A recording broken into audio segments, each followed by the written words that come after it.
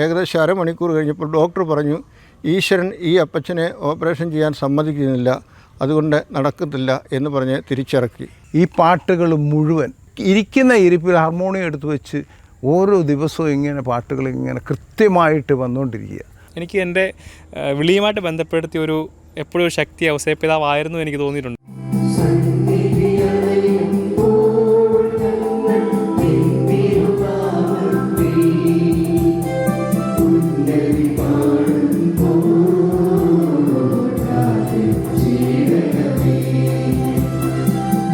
Kayalpuram cent Joseph's പള്ളിയിൽ 1975 December 22 മുതൽ എല്ലാ ബുധനാഴ്ചയും മുഴങ്ങിക്കേൾക്കുന്ന മധ്യസ്ഥ പ്രാർത്ഥന ചൊല്ലാൻ തുടങ്ങിയിട്ട് 50 ആണ്ട്.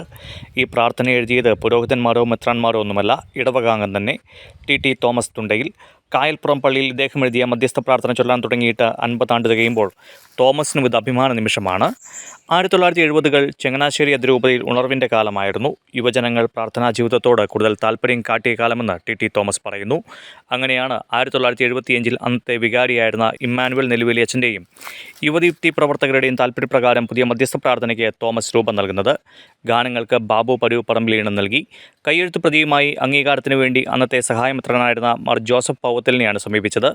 പ്രാർത്ഥന കണ്ട് സന്തുഷ്ടനായ അദ്ദേഹം 1975 ഡിസംബർ 22 ബുധനാഴ്ച മുതൽ പള്ളിയിൽ മധ്യസ്ഥ പ്രാർത്ഥന നടത്തുന്നതിനുള്ള അനുവാദം നൽകിയത് ടി തോമസ് അഭിമാനത്തോടെ ഓർക്കുന്നു. തുടർന്ന് വിവിധ പള്ളികളിൽ ഈ മധ്യസ്ഥ പ്രാർത്ഥന ചൊല്ലിത്തുടങ്ങി.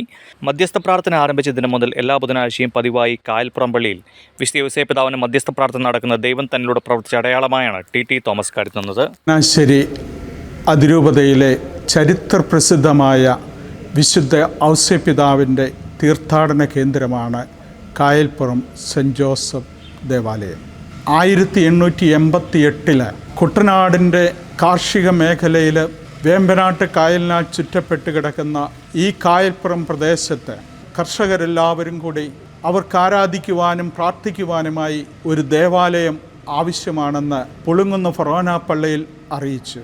അന്ന് വാഴയിൽ ജോസഫ് അച്ഛൻ്റെ നേതൃത്വത്തിൽ കായൽപ്പുറത്ത് അച്ഛൻ്റെ വീതത്തിലുണ്ടായിരുന്ന ഒരു സ്ഥലം ദേവാലയത്തിന് വേണ്ടി നൽകാമെന്ന് പറഞ്ഞപ്പോൾ അതിരൂപതാധ്യക്ഷൻ കായൽപ്പുറത്തൊരു ദേവാലയം പണിയുവാനായിട്ട് അനുവാദം കൊടുത്തു. അങ്ങനെ പള്ളിക്ക് ആവശ്യമായ സ്ഥലമെല്ലാം സംഭരിച്ചു കഴിഞ്ഞപ്പോൾ മനോഹരമായ ഒരു ദേവാലയം പണിതുയർത്തി. കുട്ടനാട്ടിലെ കർഷകരും നാനാജാതി മതസ്ഥരും കായൽപ്പുറത്തെ ഔസേപ്പിതാവിനെ സ്വന്തം അപ്പനായിട്ടാണ് അവർ വിളിക്കുക. അപ്പൻ്റെ തിരുനാൾ എന്ന് പറഞ്ഞുകൊണ്ടാണ് ചരിത്രപ്രസിദ്ധമായ മാർച്ച് 19 മരണത്തിരുന്നാൾ ആഘോഷത്തിന് കുട്ടനാട്ടിലെയും കൊല്ലം മേഖലകളിൽ നിന്നും ധാരാളം തീർത്ഥാടകർ ഇവിടെ എത്തിത്തുടങ്ങി. ഈ ദേവാലയത്തിൻ്റെ പ്രസിദ്ധി എന്ന് പറഞ്ഞാൽ ഇവിടുത്തെ വിശുദ്ധ ഔസേപ്പിതാവിൻ്റെ മധ്യസ്ഥ പ്രാർത്ഥനയും ഔസേപ്പിതാവിൻ്റെ മധ്യസ്ഥ പ്രാർത്ഥനയാൽ അനേകർക്ക് ലഭിച്ചിരിക്കുന്ന ദൈവാനുഗ്രഹങ്ങളുമാണ്. ഇന്നും ചങ്ങനാശ്ശേരി അതിരൂപതയിൽ വിശുദ്ധ ഔസേപ്പിതാവിൻ്റെ നാമത്തിലുള്ള ഒരു ദേവാലയം സ്വയമായി വളർന്നു വന്ന തീർത്ഥാടന കേന്ദ്രമായത് ഒരുപക്ഷെ ഈ ഒരു ദേവാലയം മാത്രമായിരിക്കും. ഈ തീർത്ഥാടന കേന്ദ്രത്തിൻ്റെ വളരെ പ്രസിദ്ധമായ ഒരു രൂപമാണ് വിശുദ്ധ ഔസേപ്പിതാവിൻ്റെ ഈ രൂപം.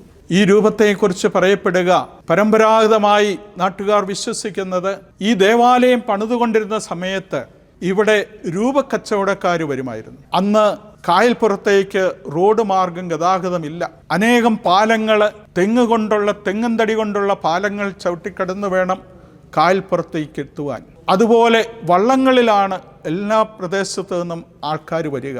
അങ്ങനെ വള്ളത്തിൽ രൂപം വിൽക്കുവാൻ വന്നവർ ഇവിടെ വരികയും ഇവിടുത്തുകാർ ഔസേപ്പിതാവിൻ്റെ ഈ രൂപം വിലയ്ക്ക് വാങ്ങുവാനായിട്ട് ആഗ്രഹിക്കുകയും ചെയ്തു. എന്നാൽ വില ഒത്തുപോകാത്തതിനാൽ അവർ രൂപം കൊടുക്കാതെ തിരിച്ചു പോയപ്പോൾ അവർക്ക് ഈ വട്ടക്കായൽ കടന്നു പോകുവാനായിട്ട് സാധിക്കാതെ വന്നതിനാൽ അവർ തിരികെ വന്ന് ഈ രൂപം സൗജന്യമായിട്ട് ഈ ദേവാലയത്തിന് സമർപ്പിക്കുകയായിരുന്നു. അങ്ങനെ ഒരു പാരമ്പര്യമാണ് ഇവിടുത്തുകാർ വിശ്വസിക്കുക. ചങ്ങനാശ്ശേരി അതിരൂപതയിലെ വൈദികനായ ഞാൻ 2.5 വർഷമായി ഈ ദേവാലയത്തിലെ വികാരിയായിട്ട് എനിക്കുണ്ടായ അനുഭവം എന്ന് പറഞ്ഞാൽ, വിശുദ്ധ ഔസേപ്പിതാവിനെ കുറിച്ച് ഇത്രമാത്രം ഭയഭക്തി ആദരവുകളോടെ വിശ്വസിക്കുന്ന ഒരു സമൂഹത്തെ ഞാൻ ഇപ്പോഴാണ് കാണുക. വിശുദ്ധ ഔസേപ്പിതാവിനോട് ഇത്രമാത്രം ഭയഭക്തി ആദരവ് കാണിക്കുന്ന, അതും ക്രൈസ്തവർ മാത്രമല്ല മറ്റനേകം ജനതകൾ ഔസേപ്പിതാവിനെ സ്വന്തം അപ്പനായിട്ട് കണ്ട് ഇവിടെ വന്ന് ഔസേപ്പിതാവിനോട് അനേകം അത്ഭുതങ്ങൾ പ്രത്യേകിച്ചും കുഞ്ഞുങ്ങളില്ലാത്തവർക്ക് കുഞ്ഞുങ്ങൾ ലഭിക്കുവാൻ ഔസേപ്പിതാവിൻ്റെ അടുക്കൽ വന്ന് പ്രാർത്ഥിച്ച് ഒട്ടനവധി പേര് വന്ന് സാക്ഷ്യം പറഞ്ഞിട്ടുണ്ട്. ചങ്ങനാശ്ശേരിയിൽ നിന്നും കുട്ടനാടിൻ്റെ നാനാഭാഗങ്ങളിൽ നിന്നും കായൽപ്പുറം ദേവാലയത്തിൽ വന്ന് വിശുദ്ധ ഔസേപ്പിതാവിനോട് മധ്യസ്ഥ അപേക്ഷിച്ചാൽ എന്തും നേടും എന്നത് അച്ചട്ടായൊരു വിശ്വാസമായി എല്ലാവരും കണക്കാക്കുകയാണ്. ഇവിടെ ഔസേപ്പിതാവിൻ്റെ പേരിൽ 2 വലിയ തിരുനാളുകളാണ് നടത്തപ്പെടുക. മാർച്ച് 19 മരണത്തിരുനാളിന് 10,000-കണക്കിന് ആൾക്കാരാണ് ഊട്ടുനേർച്ചയ്ക്കായിട്ടെത്തുന്നത്. 10 ദിവസം നീണ്ടു നിൽക്കുന്ന ആ മരണത്തിരുനാളിൻ്റെ തിരുനാൾ വളരെ പ്രസിദ്ധമാണ്. എന്നാൽ അതിനേക്കാളും വലിയ ജനക്കൂട്ടം തീർത്ഥാടകരായി എത്തുന്നത് പുതുഞായറിന് ശേഷമുള്ള 3-ാം ഞായറാഴ്ച വിശുദ്ധ ഔസേപ്പിതാവിൻ്റെ ഇടവക തിരുനാൾ, മധ്യസ്ഥ തിരുനാൾ നടത്തുന്നു. അങ്ങനെയുള്ള തിരുനാളാണ് കായൽപ്പുറത്തിൻ്റെ പേരും പെരുമയും എല്ലായിടത്തും എത്തിച്ചത്.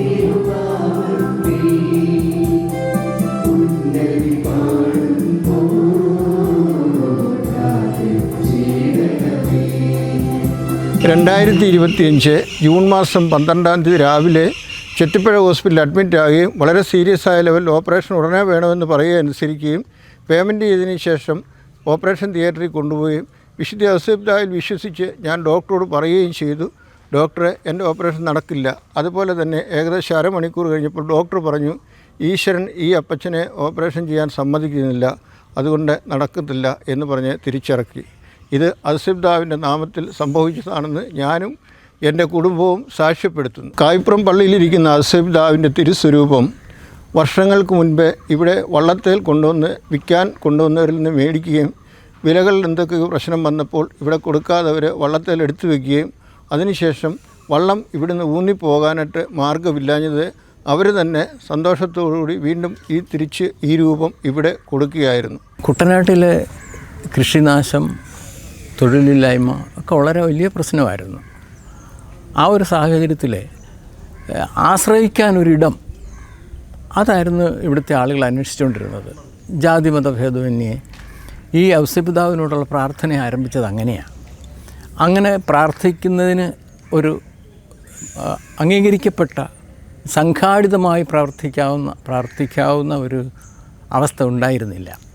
അപ്പോൾ ഇവിടുത്തെ അന്നത്തെ വികാരി അച്ഛനായിരുന്ന എമ്മാനുവൽ നെല്ലുവേലി, പിന്നെ ഇവിടുത്തെ യൂത്ത് പ്രവർത്തകർ, നാട്ടുകാർ, ഇവരുടെ എല്ലാവരുടെയും കൂടെ പ്രേരണ, നിർബന്ധം മൂലം ഒരു സാഹചര്യം ഉണ്ടാവുകയായിരുന്നു ഇങ്ങനെ ഒരു നൊവേന എഴുതാനായിട്ട്. അതുവരെയും അപ്രകാരമുള്ള ഒരു സംവിധാനം നമ്മുടെ രൂപതയിൽ ഉണ്ടായിരുന്നില്ല. അപ്പോൾ അത് വളരെ പ്രാർത്ഥനയോടുകൂടി ഔസേപ്പിതാവിൻ്റെ പക്കൽ പ്രാർത്ഥിച്ച് ആണ് ഇതെഴുതാനുള്ള സാഹചര്യം ഉണ്ടായത്. അന്നത്തെ സഹായമെത്രാനായിരുന്ന അഭിമന്യ പൗത്യ സമീപിച്ചു, പ്രാർത്ഥന സമർപ്പിച്ചു. അദ്ദേഹം ലിറ്റർജിക്കൽ കമ്മിറ്റിയെ റെഫറൻസിന് കൊടുത്തു. പിന്നീട് അത് വായിച്ചു നോക്കി അദ്ദേഹം വാത്സല്യപൂർവ്വം അഭിനന്ദിച്ചുകൊണ്ട് അതിന് അംഗീകാരം തരികയായിരുന്നു. അത് വളരെയധികം ജനങ്ങളെ സ്വാധീനിച്ചു. വിവിധ സ്ഥലങ്ങളിൽ നിന്നും ആളുകൾ നൊവേനയ്ക്ക് വരാൻ തുടങ്ങി. മധ്യസ്ഥ പ്രാർത്ഥന ഓരോരുത്തരുടെയും ജീവിതത്തിൽ വളരെ വലിയ മാറ്റങ്ങൾ ഉണ്ടാക്കിയതായിട്ട് സാക്ഷ്യങ്ങൾ ഇവിടെ തെളിയിക്കുകയും. സാറ് പാട്ടുകളൊക്കെ എഴുതി തന്ന് അത് എങ്ങനെ ചെയ്യുമെന്ന് അങ്ങനെ ഒത്തിരി സംഗീതമൊന്നും ഞാൻ പഠിച്ചിട്ടില്ല. എന്നാലും എനിക്ക് ഈ പാട്ടുകൾ മുഴുവൻ ഇരിക്കുന്ന ഇരിപ്പിൽ ഹാർമോണിയം എടുത്തു വെച്ച് ഓരോ ദിവസവും ഇങ്ങനെ പാട്ടുകൾ ഇങ്ങനെ കൃത്യമായിട്ട് വന്നുകൊണ്ടിരിക്കുക. അത് ഒരു വലിയ അതേ തുടർന്ന് ഈ പള്ളിയിൽ ഒത്തിരി പാട്ടുകൾക്കും ഒത്തിരി കാര്യങ്ങൾക്കും നമുക്ക് സാക്ഷ്യം വഹിക്കുന്നത് അത് ഈ പള്ളിയിൽ നിന്ന് കിട്ടിയ ഞാൻ 12 വയസ്സിൽ ഈ കൊയറിൽ വന്നതാണ്. പള്ളി വിട്ട് പോകാൻ പറ്റത്തില്ല. ഞാൻ ചങ്ങനാശ്ശേരി ചന്തയിൽ ഒരു വള്ളം സാധനമായിട്ട് അന്നത്തെ കാലത്ത് ഒരു 25 വർഷം മുന്നേ ഒരു 1.25 ലക്ഷം രൂപ വിലയുള്ള സാധനങ്ങളുമായിട്ട് കയറിപ്പോരുക. വള്ളം തിങ്ങി സാധനങ്ങളാണ്. ഓടറ്റി പാടത്തിൻ്റെ ജെട്ടി കഴിഞ്ഞിങ്ങോട്ട് വന്ന് ഓടറ്റി പാടത്തിൻ്റെ അവിടെ കൊയ്ത്ത് സമയമാണ്. ഞാനിങ്ങനെ വള്ളമായിട്ട് പോരുമ്പോൾ ആളുകൾ പറയുന്നത് മുന്നിൽ കൂടെ വെള്ളം കയറിക്കൊണ്ടിരിക്കുക. എൻ്റെ പിതാവേ എന്നൊരൊറ്റ വിളി, വള്ളം ചെന്ന് ഇടിച്ച് കൽക്കട്ട കയറുക. ഉടനെ ഈ ചുമട്ടുകാർ മുഴുവൻ പേടിക്കണ്ട, ഞങ്ങളുണ്ട്. ഉടനെ വള്ളമായിട്ട് കെട്ടുവള്ളങ്ങളുമായിട്ട് അവർ ഓടിയെത്തി 1 കിലോ പഞ്ചസാര പോലും നനയാതെ മുഴുവൻ സാധനങ്ങളും കയറ്റി വള്ളത്തെ കയറ്റി വിട്ടു. ഞങ്ങളുടെ വള്ളത്തിൻ്റെ പുറകു മാത്രം താത്തുകൊണ്ട് മുൻവശം പൊക്കിയിട്ടുകൊണ്ട് ഞങ്ങൾ മറ്റേ സാധനം വള്ളത്തേലും കയറ്റി ഞങ്ങൾ ഓടിച്ചു പോന്നു. അതെൻ്റെ ജീവിതത്തിൽ ഏറ്റവും വലിയൊരു അനുഭവം. പള്ളിയിൽ വന്ന് നിന്നാൽ പാട്ടുകളൊക്കെ ഇങ്ങനെ നമുക്ക് എങ്ങനെ സംഗീതം വരും നമുക്കറിയാൻ പറ്റില്ല. ഇത്രയൊന്നും അറിവില്ലാത്ത നമുക്ക് ഇതെല്ലാം ഈ പള്ളിയാണ്. പിതാവിനോട് പ്രാർത്ഥിച്ചാൽ കിട്ടാത്ത ഒരു കാര്യമില്ല. ഇടവക്കാരനായി 40 വർഷത്തോളം ഇവിടെ ജീവിച്ചതിന് ശേഷം ഒരു പ്രത്യേക സാഹചര്യത്തിൽ ബരൂർ സെൻറ്റ് ജോസഫ് ഇടവകയിൽ താമസിക്കേണ്ട ഒരു സാഹചര്യം വന്നു. അവിടെ ചെന്നപ്പോഴത്തേക്ക് നമ്മുടെ ഔസേപ്പിതാവിൻ്റെ പക്കൽ നിന്ന് പോയപ്പോൾ അവിടെയും ഔസേപ്പിതാവിൻ്റെ നാമത്തിലുള്ള പ്രാർത്ഥനകൾ കുറേ കൂടെ ശക്തിപ്പെടുത്തുവാനുള്ള ആലോചനയിൽ എൻ്റെ ഒരു സുഹൃത്ത്, ബഹുമാനപ്പെട്ട സണ്ണി പാത്തിക്കൽ എന്ന് പറയുന്ന എൻ്റെ സുഹൃത്ത്, ഞങ്ങൾ ഇങ്ങനെ ആലോചിക്കുകയും അനുകൂലമായ ഒരു സാഹചര്യം അവിടെ വന്നപ്പോഴത്തേക്ക് ഇവിടുത്തെ ഒരു അച്ഛൻ്റെ നേതൃത്വത്തിൽ ഞങ്ങൾ ഈ ഇവിടുത്തെ തന്നെ നൊവേന കുറച്ചുകൂടെ ഒന്ന് പരിഷ്കരിക്കുകയും കാര്യങ്ങളൊക്കെ ചെയ്തിട്ട് ഞങ്ങൾ ഒന്ന് ആലോചിച്ച് അതൊന്ന് ശരിയായ ഒരു ഇംപ്ലിമെൻറ്റ് നടത്തത്തക്ക രീതിയിൽ ഒരു ജനസമ്മതി നീട്ടാൻ വേണ്ടിയിട്ട് ഈ പറഞ്ഞ ആൾ കാഞ്ഞിരപ്പള്ളിയിൽ നിന്നൊരു നല്ല കൊയർ സംഘത്തെ കൊണ്ടുവന്ന് ഈ പാട്ടുകളെല്ലാം നല്ലതുപോലെ ചിട്ട ചെയ്ത് സുന്ദരമായ പാട്ടുകളോടുകൂടി ഈ നൊവേന അവതരിപ്പിക്കുകയും മാർച്ച് 19 ആ മരണത്തിരുന്നതോടനുബന്ധിച്ചുള്ള നൊവേന ഈ 9 ദിവസവും നടത്തിക്കഴിഞ്ഞപ്പോൾ ഇത് അവിടെ പ്രചാരമായി, അവിടെ ഭക്തി സാന്ദ്രമായി, അവിടെ ധാരാളം ആളുകൾ വന്നുകൂടി ഇന്നും ആ നൊവേന അതുപോലെ തന്നെ ചില മാറ്റങ്ങൾക്ക് വിധേയമായിക്കൊണ്ട് ഇപ്പോഴും നടമാടുന്നു. അപ്പോൾ ഇവിടുന്ന് കിട്ടിയ ചൈതന്യമാണ് അവിടെ ഞങ്ങൾക്ക് പകർന്നു കിട്ടിയത് എന്നുള്ള സന്തോഷം ഞാൻ അറിയിക്കുന്നു. ഞാനും ഈ ഇടവക്കാരനാണ്.